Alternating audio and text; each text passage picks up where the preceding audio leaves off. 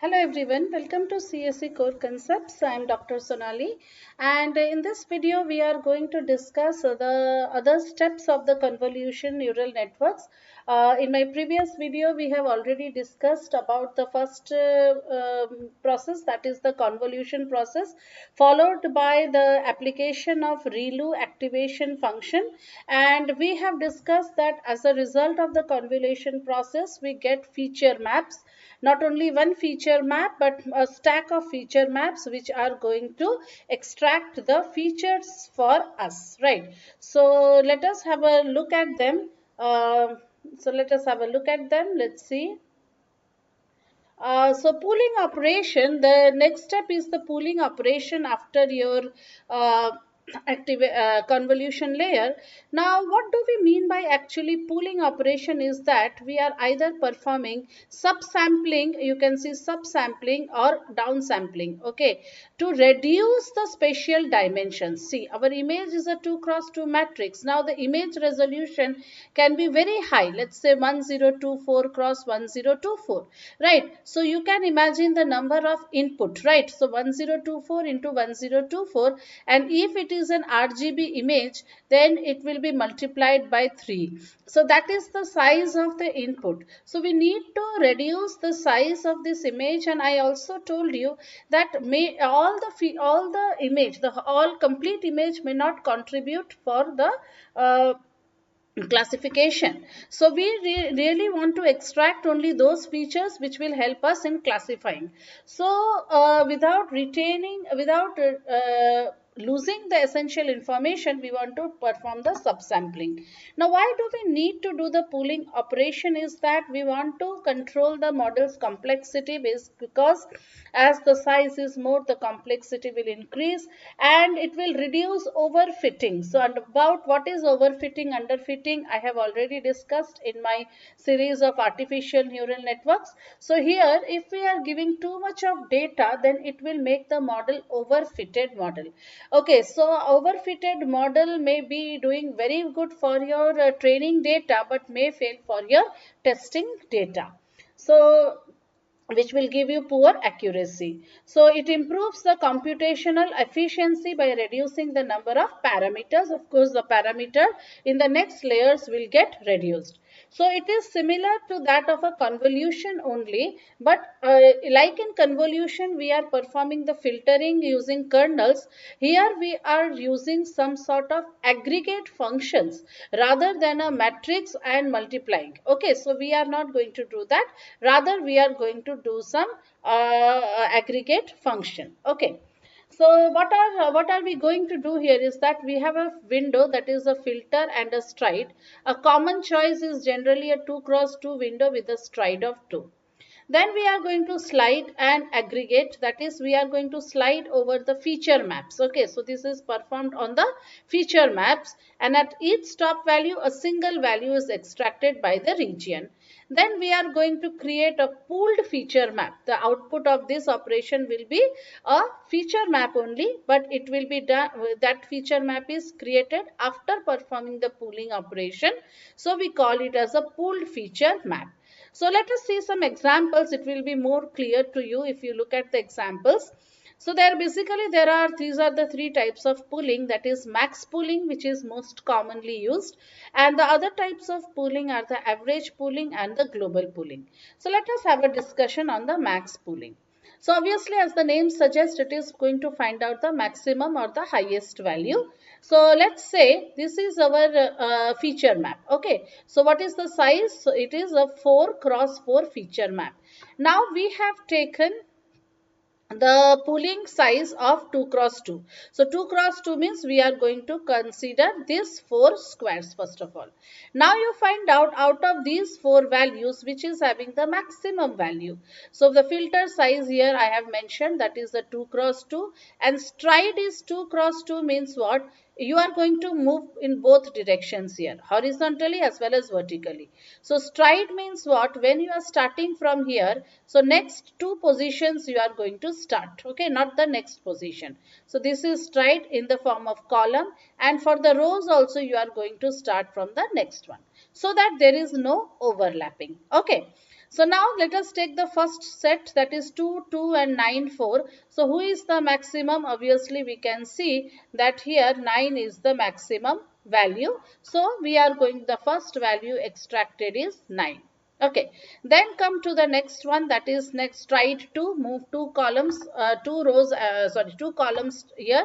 So 7, 3, 6 and 1. So obviously 7 is maximum. So here, now similarly you perform for 8 and 6. So here you can see that this matrix, which was of originally a 4 cross 4 matrix, has now been reduced to a 2 cross 2 matrix. So there is a reduction in the size of the image, okay, feature map. So this is called as the pooled feature map, and this process is done on all the feature maps.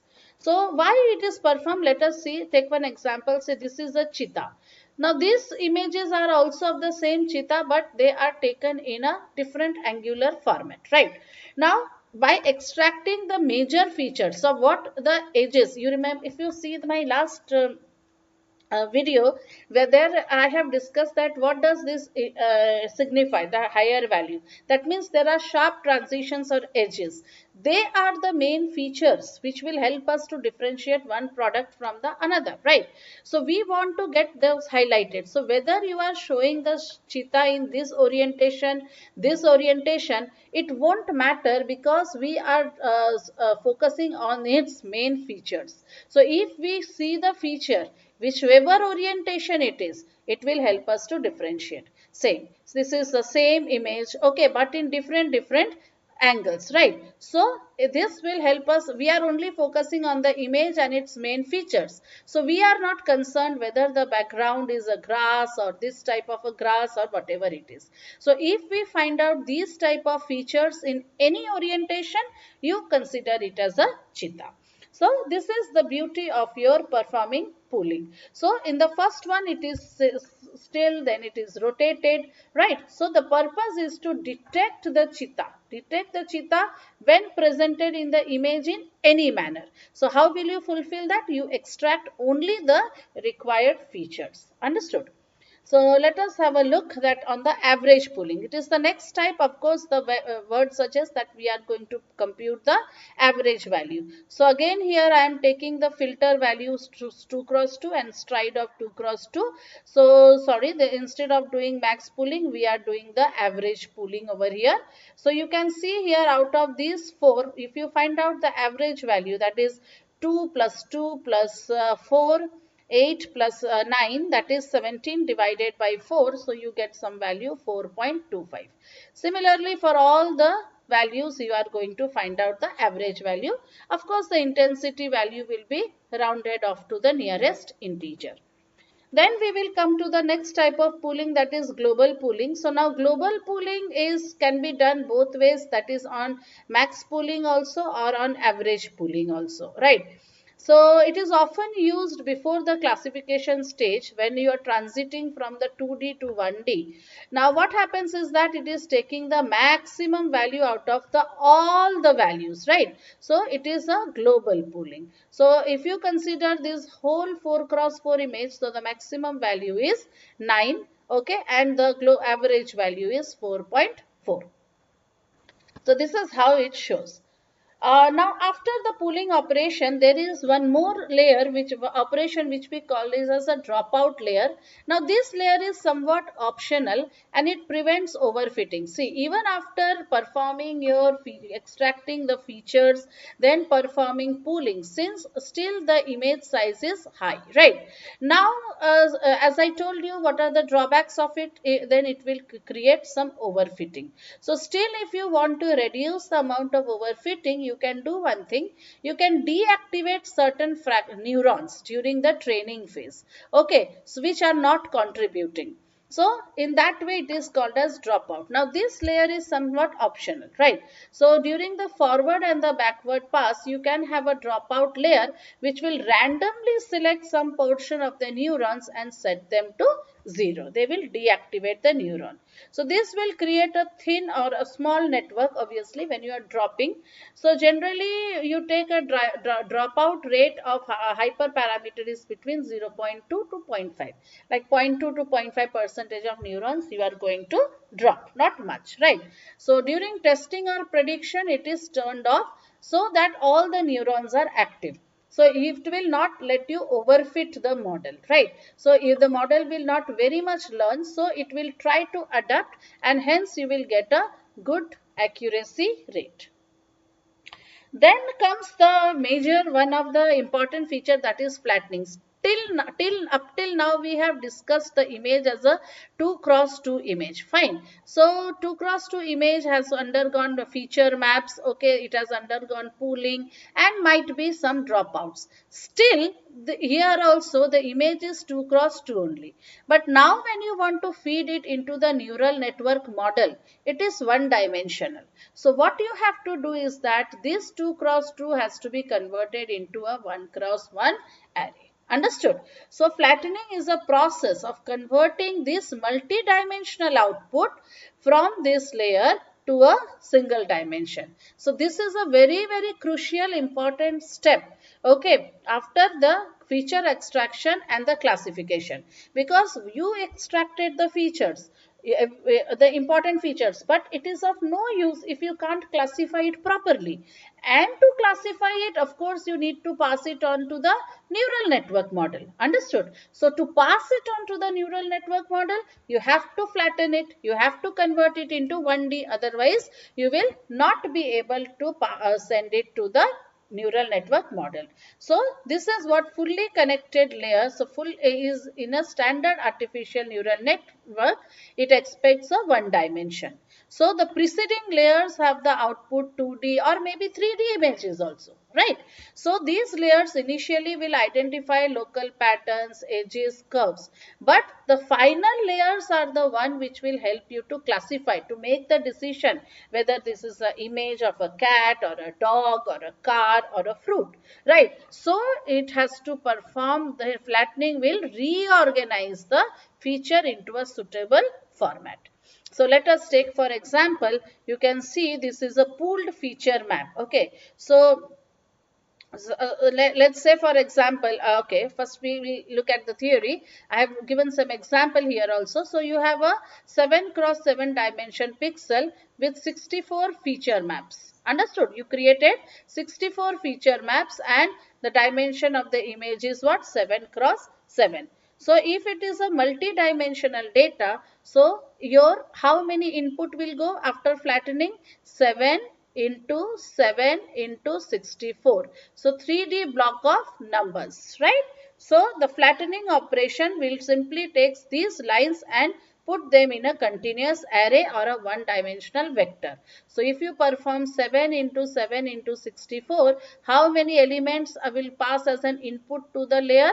3136. So this is your neural network model, hidden layers and all. So how many inputs will go? This many inputs will go. How did you get this many inputs? By converting the 2D into 1D, not only for one feature map. The number of feature maps you created is 64. So all this will be multiplied and be fed into this system.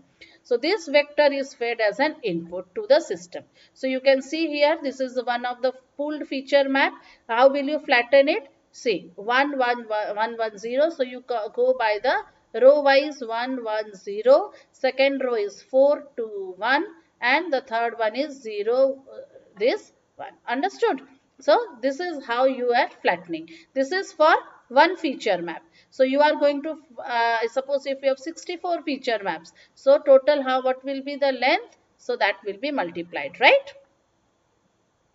So for this it is a 3 cross 3 matrix, right? So 3 cross 3 into 64 feature maps. That will be the size of the input to your fully connected layer. So which is also called as a dense layer. Okay. So this will help you to perform the final classification. So what is the input to this layer? It is a flattened one dimensional vector output Convolutional learn from local special patterns. It will learn from edges, textures, and fully connected layers will learn from the global pattern. Global means what? The extracted features from all the feature maps.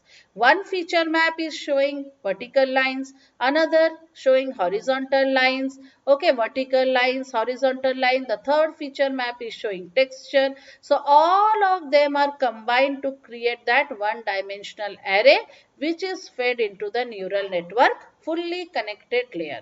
So this layer often uses the softmax activation function, or it can also use your sigmoid activation function that we have seen, that if you have a multi-class classification, you go for a softmax function when you have multiple classes 0, 1, 2, 3. But if you have a binary classification, you can go for a sigmoid function.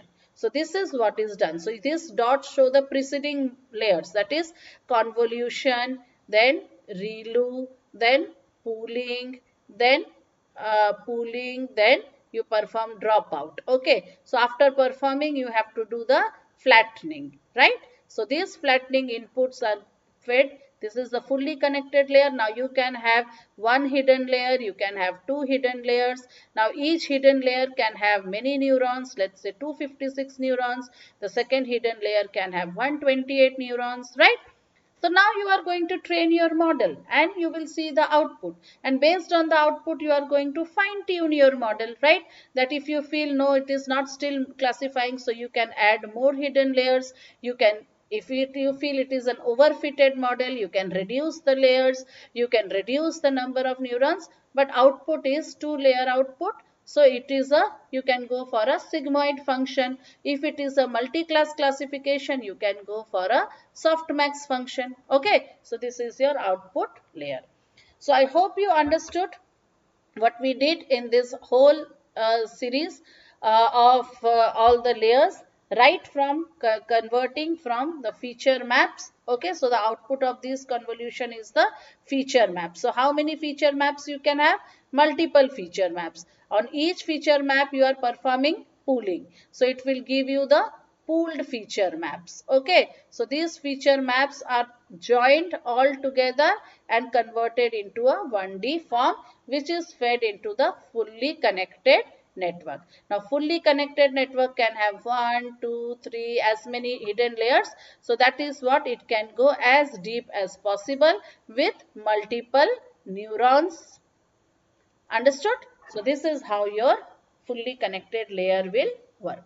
So I hope you understood. In case if you have any doubts, you feel free to write me in the comment section. I will be very happy to clear your doubts. And next we are going to discuss about some of the optimizers which are used in a CNN model. And of course we will see one video specially on the performance of ANN and CNN. So if I have a data and if I am applying ANN on that, how many parameters will be generated, and the same data when it undergoes a convolution operation, how many parameters it generates. So don't forget to like, share and subscribe to my channel. Stay tuned for the upcoming series. Thank you.